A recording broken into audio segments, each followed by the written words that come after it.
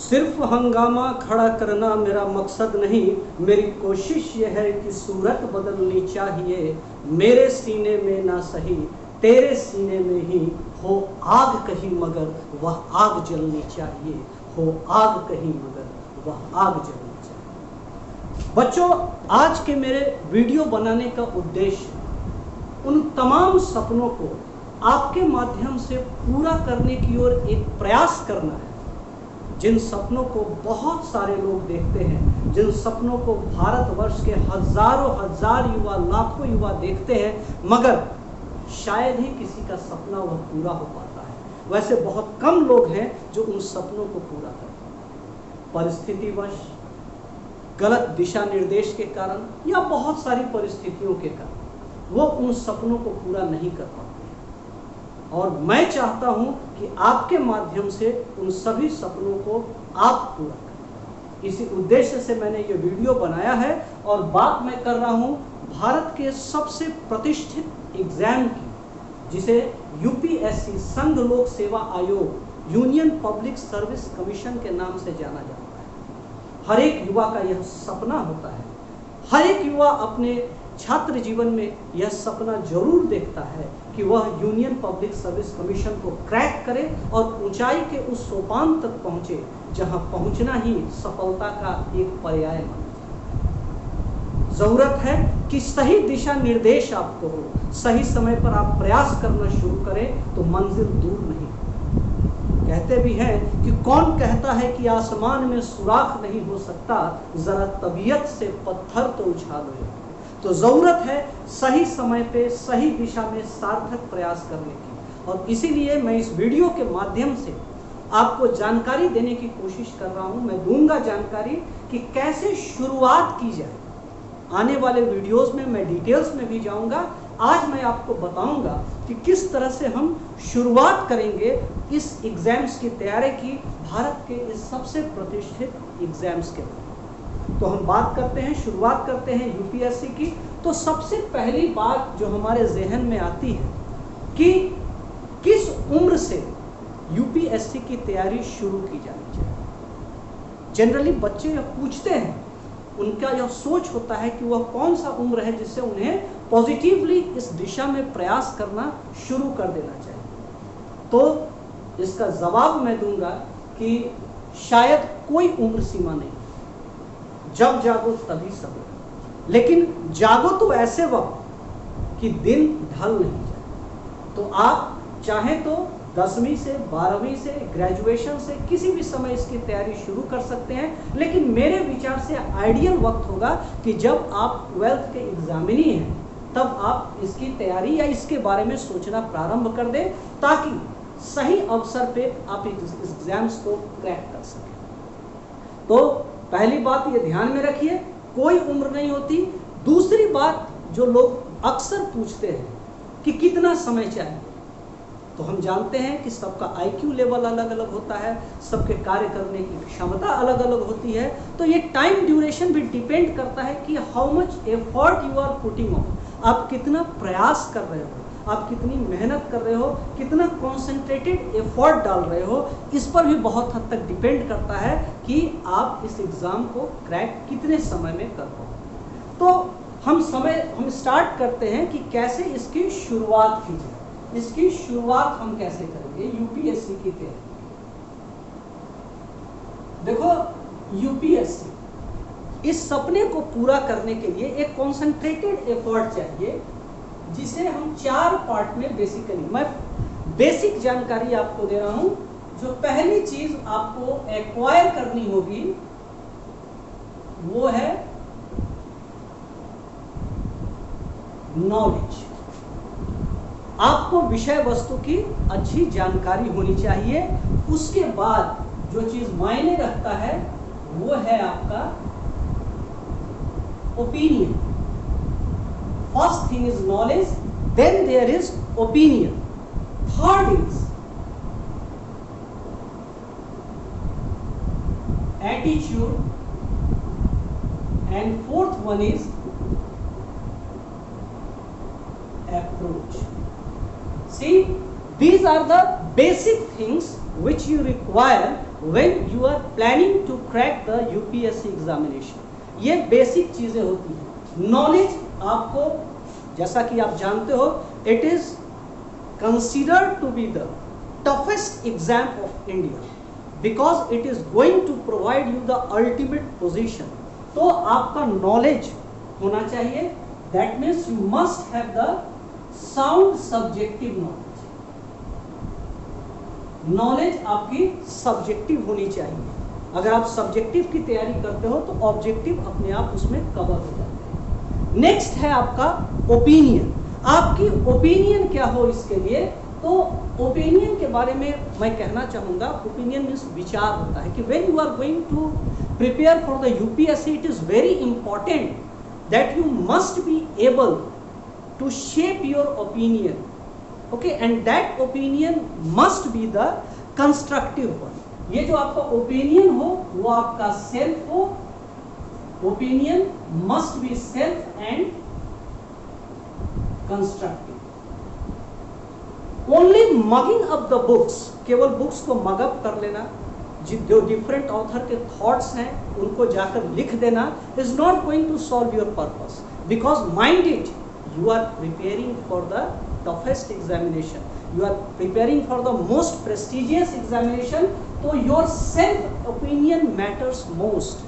आपकी पढ़ाई कुछ इस तरीके से हो कि आप अपना सेल्फ ओपिनियन दे सके, आपका अपना सेल्फ ओपिनियन क्या हो, and that self opinion must be the constructive. Then is your attitude. जैसा कि जानते हो attitude is the very important thing. Success और फेलियर में एक बड़ा माइन्यूट डिफरेंस होता है। एफर्ट्स तो सभी लगाते हैं, कोई सक्सेस होता है कोई फेल कर जाता है। सबसे ज्यादा मायने रखता है जो आपकी सफलता के प्रतिशत को काफी बढ़ा देता है, which increases your success ratio to a great extent, is your attitude. तो your attitude must be the positive, means must possess, you must possess the positive attitude. ऐसा नहीं हुआ कि थोड़ी बहुत परेशानी आए आप निगेटिव सोचने लगो, तो आपकी पॉजिटिव एटीट्यूड होनी चाहिए। चाहे कितनी भी परेशानियां आए, बाधाएं आए, वो आते हैं, they are the part and partial of the life, but you must not lose confidence upon yourself. अपने आप से आप कॉन्फिडेंस, विश्वास को खत्म नहीं करो। That is positive attitude is required. And then is approach. Approach कैसे आप पहुंचते हो, कैसे आप स्टेप बाय स्टेप कवर करते हो, तो वो अप्रोच काफी सही होना चाहिए। Approach must be concentrated and goal oriented. आपका जो अप्रोच होना चाहिए वो एक कॉन्सेंट्रेटेड अप्रोच हो और गोल ओरिएंटेड हो। जैसा कि तुम जानते हो, arise, awake, not stop till the goal is reached. तो you must be very much concentrated towards your approach, और तब तक आपको नहीं रुकना है जब तक कि आपने जो गोल फिक्स किया है वो आप अचीव नहीं करें। So this is the basic thing for cracking UPSC. आप सबसे पहले अपने माइंडसेट को इस तरह से प्रिपेयर करें, बेसिक्स को प्रिपेयर करें कि आपका नॉलेज काफी साउंड होना चाहिए, आपकी ओपिनियन सेल्फ और कंस्ट्रक्टिव होनी चाहिए, आपका attitude, that is the most important thing, हमेशा पॉजिटिव हो, and your approach must be concentrated and goal oriented. Next step जो आता है, इसके बाद का जो स्टेप है वो स्टेप आता है बेसिक्स। हम बेसिक्स की तैयारी कैसे करें? बेसिक्स, जब भी हम कोई चीज स्टार्ट करते हैं तो हम कहां से स्टार्ट करें, that is the most important thing. तो बेसिक्स में आप जान जाओ, NCERT is must.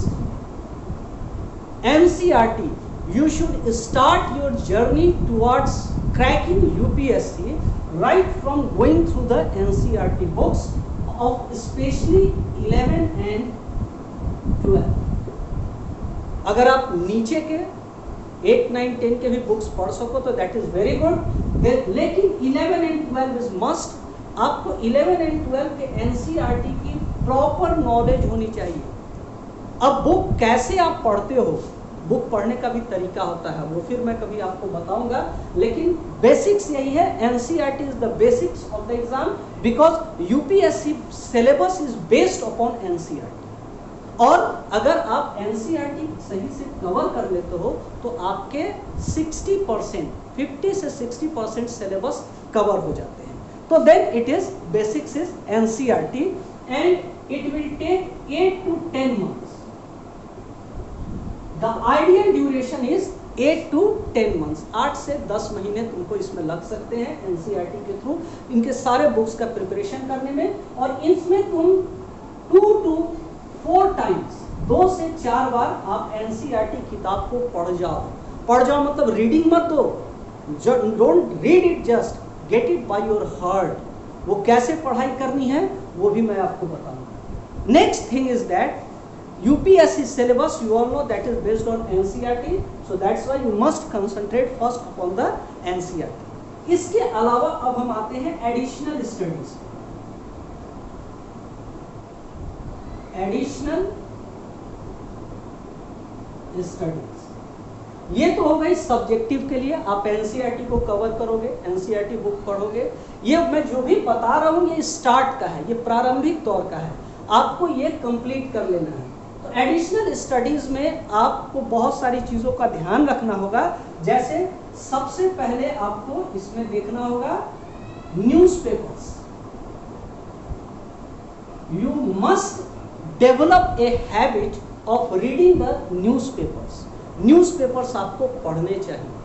Newspaper generally क्या होता है कि whenever we get the newspaper we just go to the last page और सेकंड लास्ट पेज, स्पोर्ट्स का न्यूज़ पढ़े या फिल्म का न्यूज़ पढ़े फिर हमने छोड़ दिया। लेकिन नहीं, proper study of newspaper that give you a very sound knowledge about the current affairs is very necessary.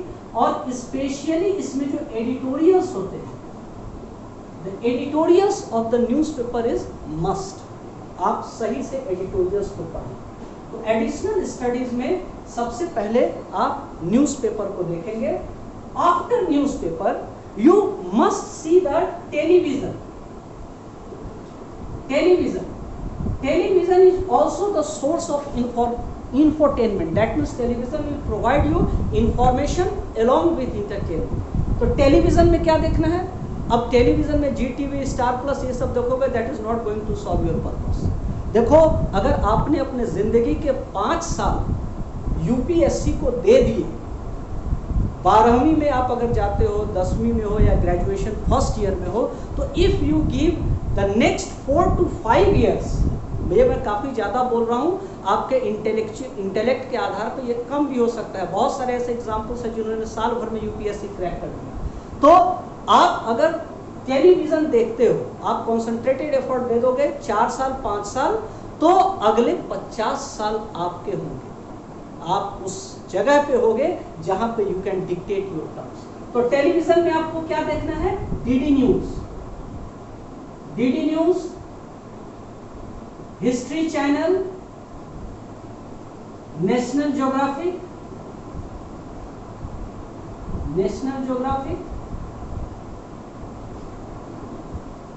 Discovery etcetera. So these things, television में आपको वैसी चीजें देखनी है which can give you information, which can shape up your personality. भूल जाओ star plus, movies, TV कुछ दिन के लिए भूल जाओ। अगर आप भूल जाते हो तो वर्ल्ड भी एट योर फीट। न्यूज़पेपर्स के बाद एक काफी इंपॉर्टेंट चीज आता है, that is debates on current and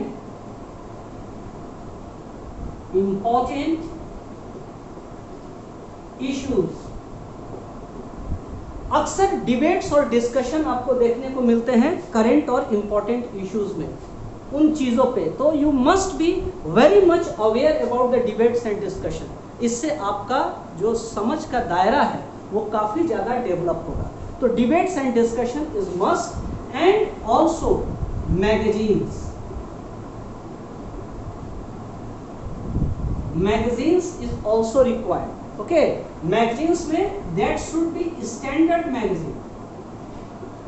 आपको रेगुलर एक स्टैंडर्ड मैगजीन निश्चित तौर पे आप पढ़ें, जैसे CSC, civil services chronicle, PD Pratiyogita Darpan, competition master, competition success review, और इस तरह से बहुत सारे स्टैंडर्ड मैगजीन है। तो you must be in habituation of reading the magazines.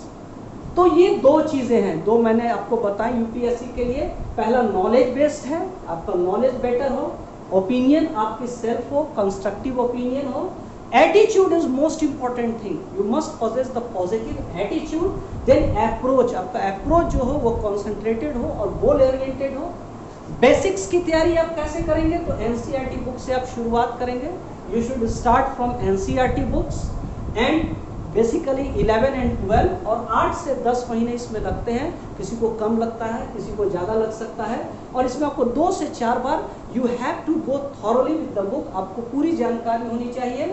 Then additional studies में आपके न्यूज़पेपर्स हैं, जिसमें specially the editorials, don't miss the editorials of the newspaper. Televisions, DD news, history channel, national geographic, discovery, ये ऐसे जो informative channels हैं, आप उसके रेगुलर व्यूअर बने, दिन में 1-8 घंटा डेडिकेट कर दो उसके लिए, आप उसे देखो।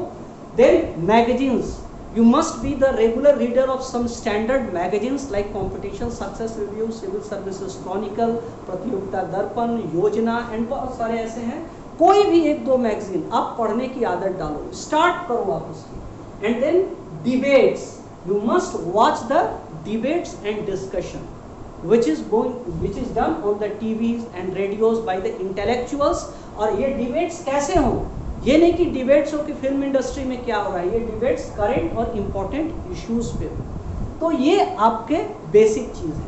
इसके बाद हम आते हैं एक मोस्ट इंपॉर्टेंट थिंग पे, that is time duration.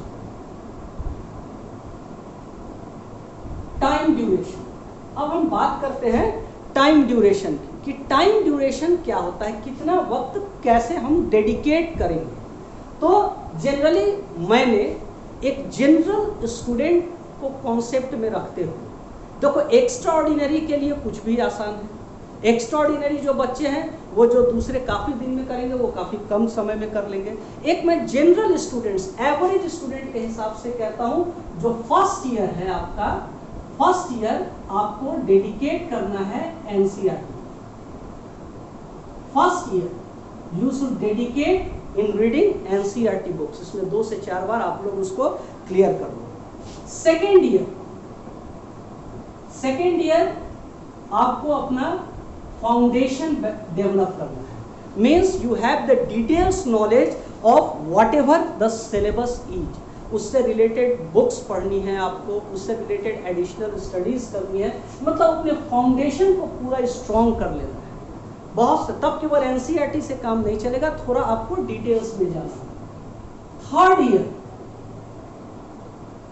Third year में आप टेस्ट सीरीज पे ध्यान देंगे, टेस्ट सीरीज कंप्लीट करेंगे। एंड टेस्ट सीरीज के अलावा आप आपस में मॉक इंटरव्यू वगैरह की भी प्रैक्टिस कर सकते हो। सो मैंने 3 साल में इसको डिस्ट्रीब्यूट किया है, keeping in view the average student. एक एवरेज स्टूडेंट के अनुसार पहले ईयर में आप एनसीईआरटी को कंप्लीट कमांड कर लो, 2 से 4 बार पढ़ लो, उसका कंप्लीट कमांड हो। सेकेंड ईयर आप अपनी फाउंडेशन डेवलप करो, सिलेबस के पूरे डेप्थ में चले जाओ, पूरी जानकारी लो उसकी। और थर्ड ईयर में टेस्ट सीरीज बनाना आप शुरू कर दो, एग्जाम्स के लिए आप प्रिपेयर हो, आप मॉक इंटरव्यूज अटेंड करो। And one more important thing is that try to do, जब ये सारी चीजें हो जाएं, then don't forget self studies and group discussion. Try to form a group. A man is known by his company. ऐसे लोगों की आप कंपनी बनाओ जो आपके साथ बैठे और हर दिन आप डेडिकेट करें, एक दूसरे की मदद करें in preparing for the UPSC examinations. तो अगर आप ऐसा करते हैं तो naturally the time will be yours. ये जो भी मैंने बताया, ऐसा नहीं है कि this is the standard criteria.